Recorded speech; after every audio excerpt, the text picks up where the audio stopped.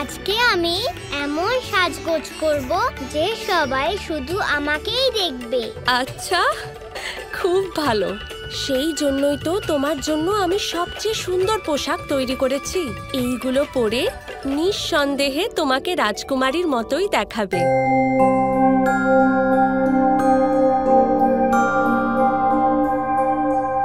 না না মা, এটাও না, এটাও না। না মা। রাধা, আজ এতগুলো পোশাকের মধ্যে তোমার একটাও পছন্দ হচ্ছে না, তাহলে কি পরবে? হঠাৎ এই সিন্দুকটা কোথা থেকে এলো?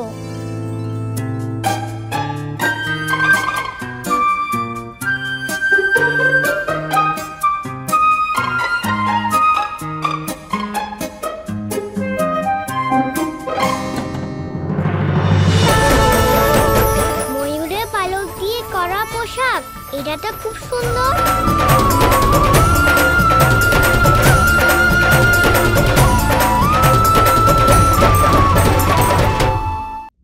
মা, আজ রাধারানী এই পোশাকটা পরবে। কিন্তু রাধা, তুমি এই বস্ত্র কোথা থেকে পেলে? আমারও ময়ূরের পালক খুব ভালো লাগে। আমার মনে হয় এই পোশাকটা নিশ্চয়ই গোপাল দিয়েছে। গোপাল আমার মনের সব কথা ঠিক বুঝতে পেরে যায়। মা, আজকে আমি এই পোশাকটা পরে বেরোবো। ঠিক আছে।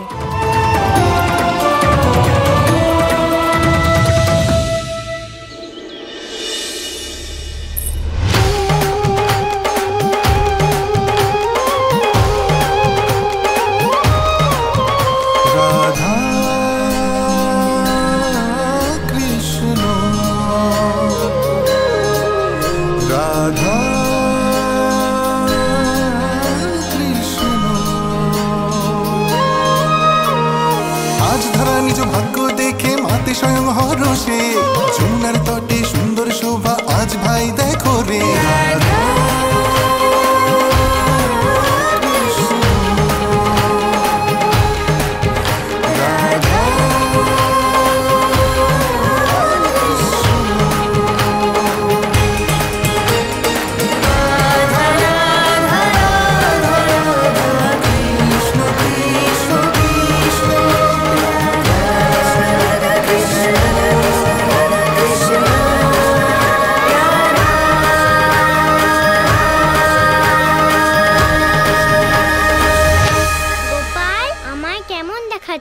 যেমন রাধারানীকে দেখতে হওয়া উচিত তেমনই। দাদা, তুমিও বলো। হ্যাঁ, খুব সুন্দর লাগছে। গোপালের মাথার ময়ূর পালক তোমার মাথায় খুব সুন্দর লাগছে। ধন্যবাদ দাদা। এবার যাওয়া যাক। হ্যাঁ চলো। আজ এমন কিছু ঘটবে যা না আগে ঘটেছে, না কোনোদিনও ঘটবে।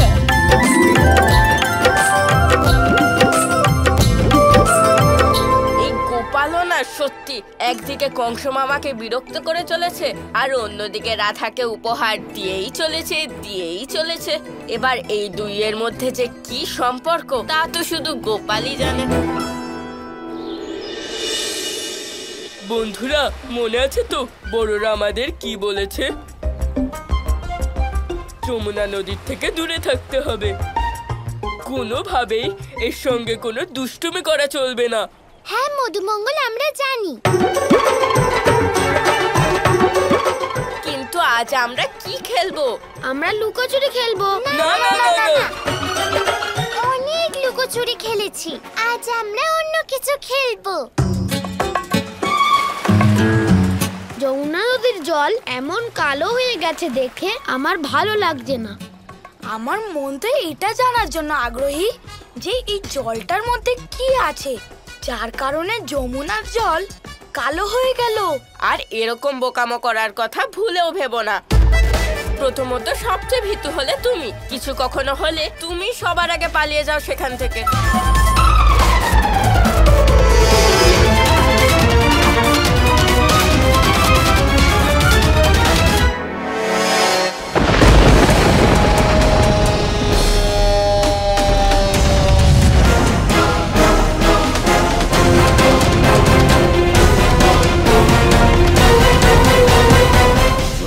নদীর কালো জলের রহস্য জানবার জন্য তুমি সঠিক জায়গায় এসেছো কংস। তাহলে বলুন গুরুদেব, যমুনার জল অকস্মাৎ কালো কি করে হয়ে গেল? এসব কি হচ্ছে গুরুদেব? আর এই সমস্যার সমাধান কি? সমাধান বলবার পূর্বে আমি তোমাকে একটি কাহিনী শোনাচ্ছি কংস। গুরুদেব, এখন কি গল্প কথা শোনানো অতি আবশ্যক? হ্যাঁ, অবশ্যই আবশ্যক। তাহলে বলুন গুরুদেব, এখন আপনি কি কাহিনী শোনাতে চান? এমন এক কাহিনী যা সমস্ত সমস্যার সঙ্গে জড়িত রয়েছে, যার সূত্রপাত একদম পাতাল লোক থেকে হয়েছে। পাতাল লোক থেকে? হ্যাঁ,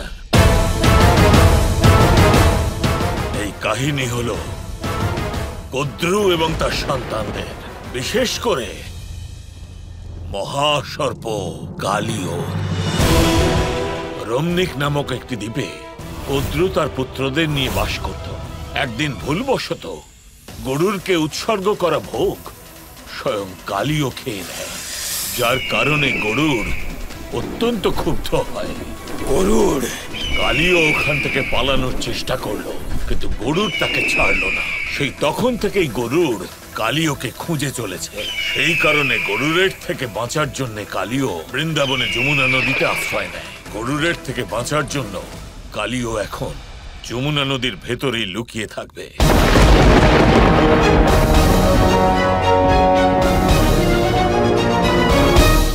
গুরুদেব, যদি আমি ওই কালীয় নাগের সঙ্গে কথা বলতে চাই, তাহলে কিভাবে কথা বলবো? তার কাছে যাও আর ওকে বলবে যে অসুর গুরু শুক্রাচার্য আদেশ দিয়েছেন যাতে সে তোমার সঙ্গে সাক্ষাৎ করে। তাকে বলবে যে তার চিন্তা করবার কোনো রকম দরকার নেই।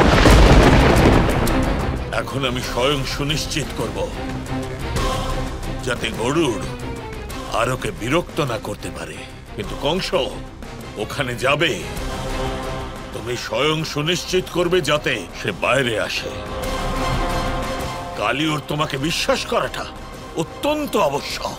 তাকে বিশ্বাস করাও। কালীয়র যে শত্রু, সে এখন থেকে তোমারও শত্রু। কিন্তু গুরুদেব, আমি ওই কালীয় নাগকে কেমন করে বিশ্বাস করাবো? তার শত্রু হলো গরুর পক্ষে, আর গরুর হলো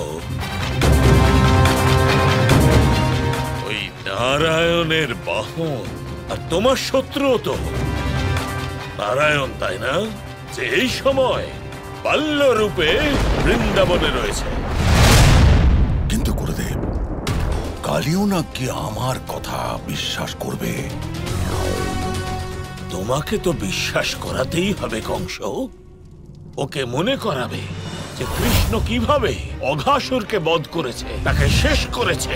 যতটা পীড়া তার মিত্র অঘাসুর পেয়েছে, তাকে বলবে তার মিত্রের মৃত্যু নারায়ণ অর্থাৎ ওই মায়াবী বালক কৃষ্ণই করেছে। কংস, কালীয়কে কৃষ্ণকে বধ করবার জন্য রচিত করো। ঠিক আছে গুরুদেব, এইবার আমি ওই কালীয় নাগের সাহায্যে আমার শত্রু ওই কৃষ্ণকে হত্যা করব।